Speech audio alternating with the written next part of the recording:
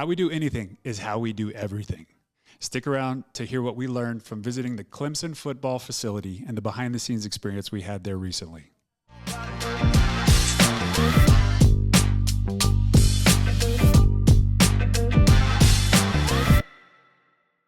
Hello and welcome to the Something New Show. I'm your special guest host, Jordan Linscombe. So glad you joined us. Today we're going to dive right into reflecting on a recent experience me, Mindy, and our kids had at the Clemson Football Facility in South Carolina. Just recently we got to do an intentional family trip and go out and visit our amazing friend, Sherry Bradshaw. She's an incredible host. She's an alumni of Clemson.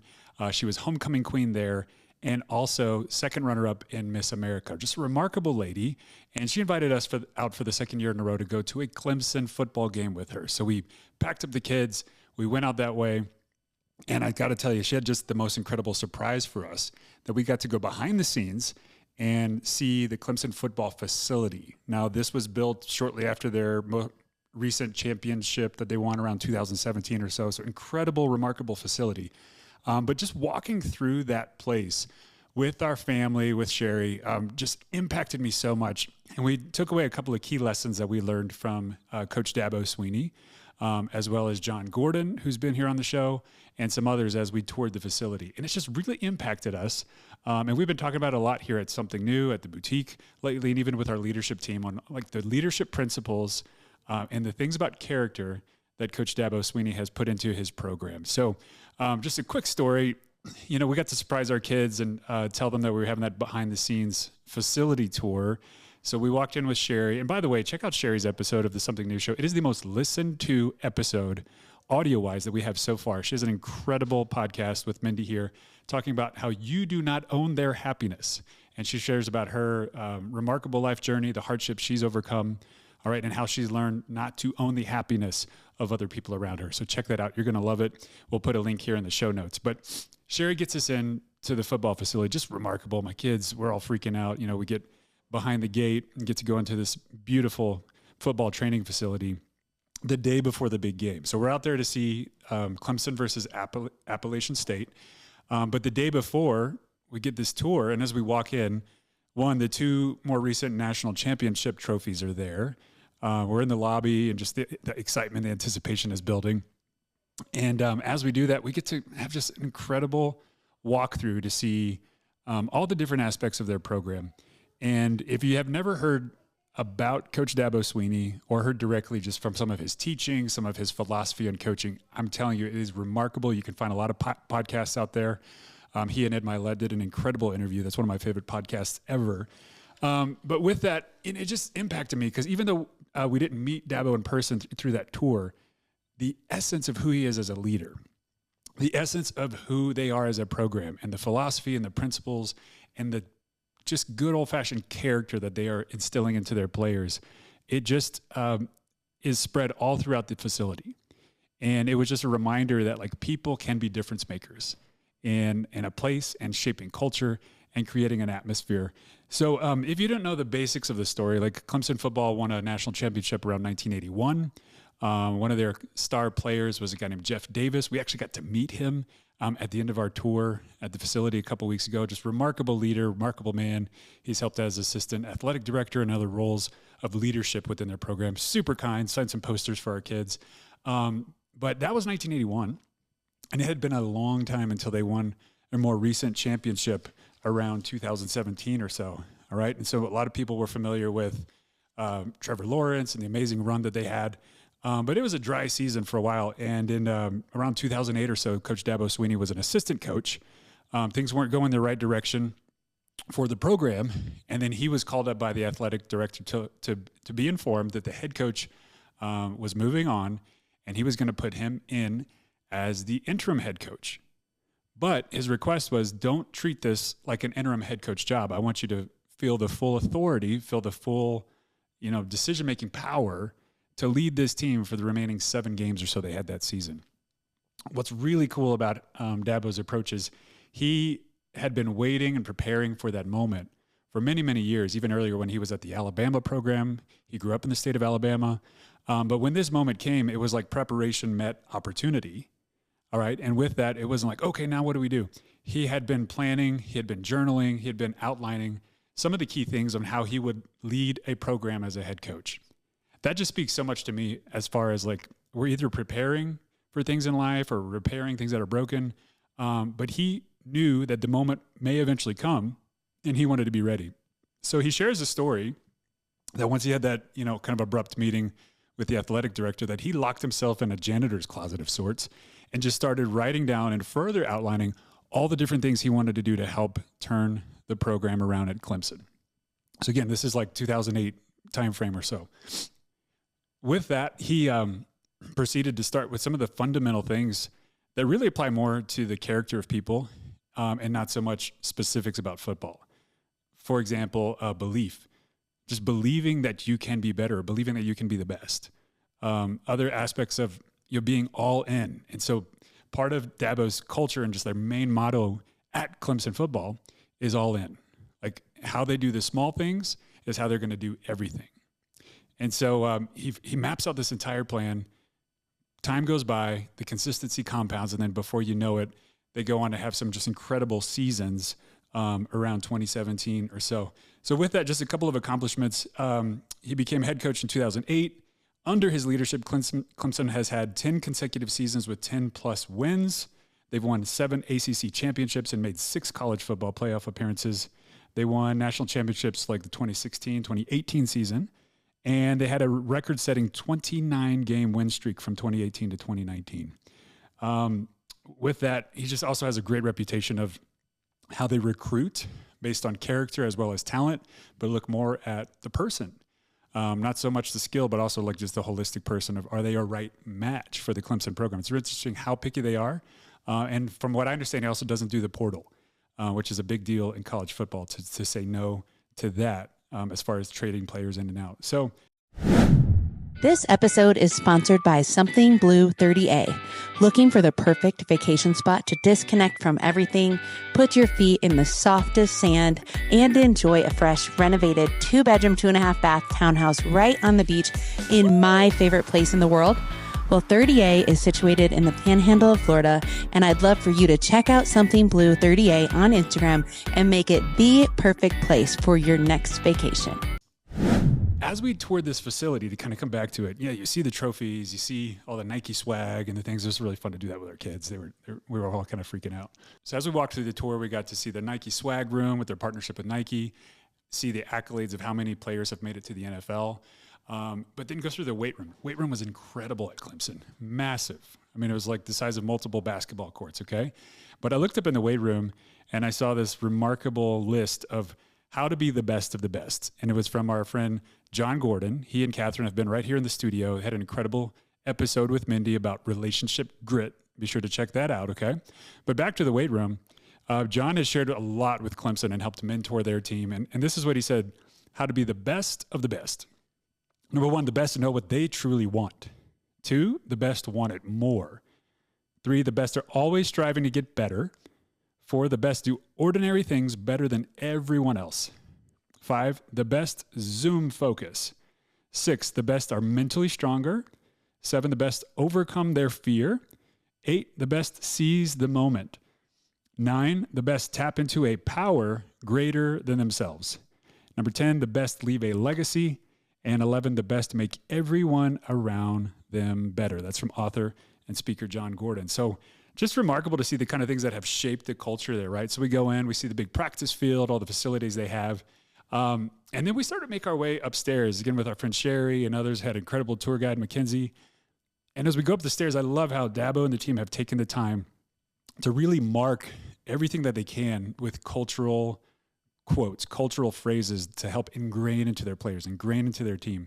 So as we go up the stairs, I see things like win today. The next step up, it says discipline. Be the example. This is actually on the staircase. Effort with technique. Academic excellence. No guts, no glory. Care more. Consistency. Character. Heart. Prepare with purpose. Servant leadership. Humility. Next part of the stairs going up. Intensity. No grind, no shine. Integrity. Passion. All in. Finish. No regrets.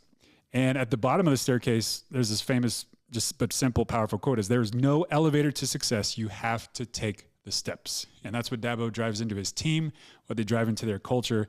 And it's what helped them go from a program that was falling apart and needed drastic help in 2008 to winning 2 national championships and really kind of surprising the world and how they turned that program around over the last couple of years. So that was incredible to see. Then we walk into like the team meeting room. And with that, you see all the chairs. The freshmen have to sit in the far back, according to the staff there. The seniors who have earned it, they get to sit closer up in the front and be closer to coach. And you look on the screen, it was really cool. They had just come off of a pretty bad loss to Georgia the week before.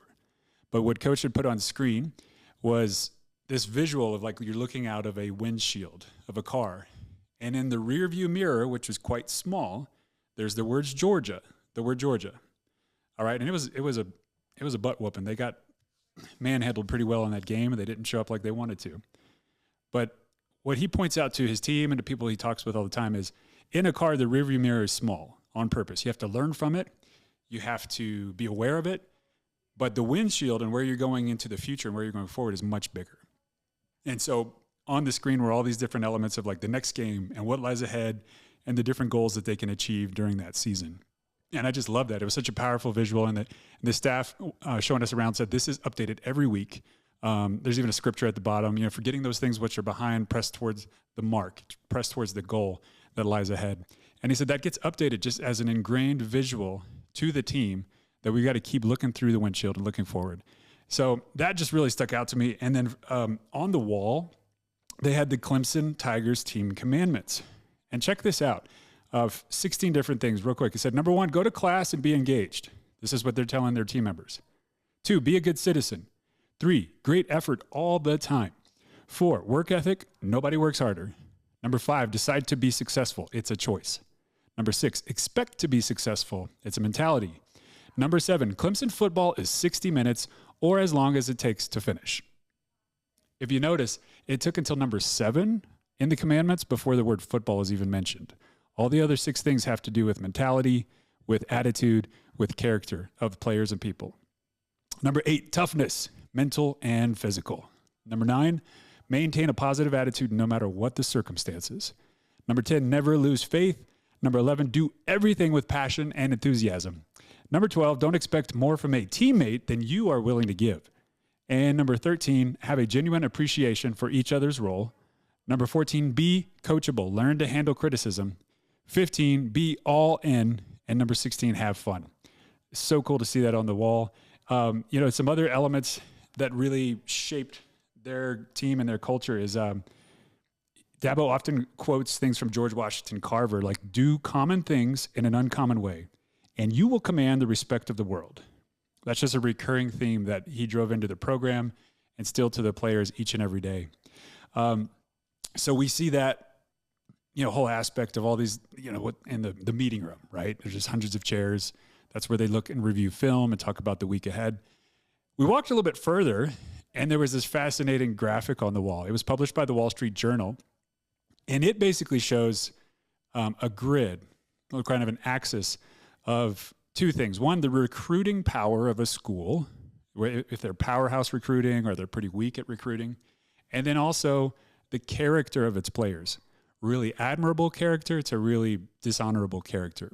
And it was an independent study from the Wall Street Journal. And the cool thing is it ranked Clemson all the way at the top right, like at the ideal quadrant you want to be at, one of the top schools for recruiting well as having players with great character, few to little arrests and issues out in the community, et cetera. Fascinating to see, as well as the number of seniors that actually graduate and get their degree. And so what stuck out to me was they really care about football. They want to win, but they also want to see their players get that education, get their diploma, even if they have to come back after some time after being in the NFL or whatnot. They have an incredible graduation rate for their seniors. So we got to go further through the tour, check out things, see the players at the cafeteria. They were getting their fueling up and everything for the evening and day ahead. They have a barber shop inside. They can do custom cuts for the players. Some of the guys were there even playing video games and other things. So my boys were like, well, this looks pretty fun to be a college football player. But just remarkable setup. Other things that stuck out is they really emphasize family in the Clemson football culture. So I think every Wednesday or so they have family day or family night. The coaches, other staff members can bring their spouses, their family, their kids to the facility. They'll have different celebrations or theme nights or different parties throughout the whole season to really make it a family environment. So, as we went to these two experiences now for the last 2 football seasons, the first one, I want to just take a step back and thank Sherry Bradshaw again. She's just been such a great friend and host to our family to expose us to a program, a culture that we didn't really know much about. I had seen them, obviously in national championship games or things.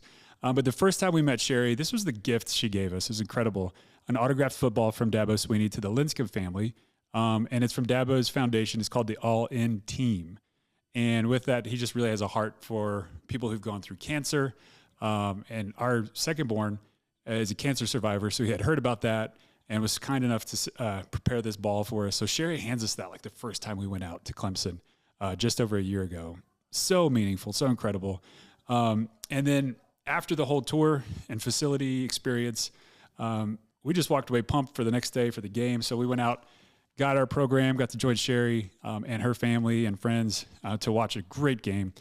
The Clemson Tigers absolutely destroyed Appalachian State on that Saturday night game.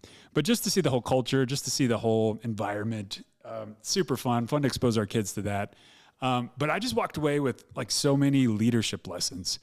One, we've yet to meet Dabo. We look forward to that one day. But you cannot even meet someone in person, but you could see their home or you could see their atmosphere and it have an impact on you. I mean, just walking through that place, you don't even meet the person, you don't say hi or shake their hand, but what they stand for is just marked all over the walls. And so that's my question and challenge, for all of us is what kind of legacy, what kind of culture, what kind of shaping are you doing in your home or your business or whatever organization or team you might have influence over? And it really just challenged me to think like, how can we be the kind of leaders, be the kind of parents, be the kind of spouse that's leaving a mark on the environment where we are week to week, leaving a mark on our teammates, our children, or others around us, where we really want to see them not only succeed in the tasks or the goals or the things we have to do, but also become people of better and better character who are all in no matter what we're doing. So, the funny thing about all of this is I grew up in Louisiana, about an hour from Baton Rouge. I grew up and still am an LSU Tigers fan as far as football. But I have to tell you, as far as the approach, the character, the reputation that Clemson has, I've just been so impressed to see how that Tiger program looks at how do we win, but also how do we help people win in the game of life. So all that said, I just really want to encourage you, wherever you're doing in life, have an all-in attitude, have an all-in perspective of how you do the small things is how you're going to also do the big things. How you do anything is how you're going to do everything. And so leave a comment with us here on the Something New show. We're really about how to create a life worth celebrating. And I have to tell you, what the inspiration we see from Coach Dabo and from their program is truly a life worth celebrating. Their principles, their frameworks that are worth celebrating, that are really impacting our life and our team for the better. So leave a comment on YouTube below or leave a rating and review if you're listening on audio. We just love to hear from you. Like, what sticks out to you from this episode? Or what are other elements that you want to hear here on the Something New show? If this really speaks to you or a friend would benefit from this, pass on the episode, and we'd be honored to have you like, subscribe, and share. So thanks so much. Look forward to seeing you on the next episode of the Something New show. Cheers. Have a great week. Thanks for listening. Be sure to subscribe to the show, rate, review, and share with a friend. Also, follow The Something New Show on Instagram and Facebook. If you want a fuller experience, watch the show on YouTube to help you create a life worth celebrating.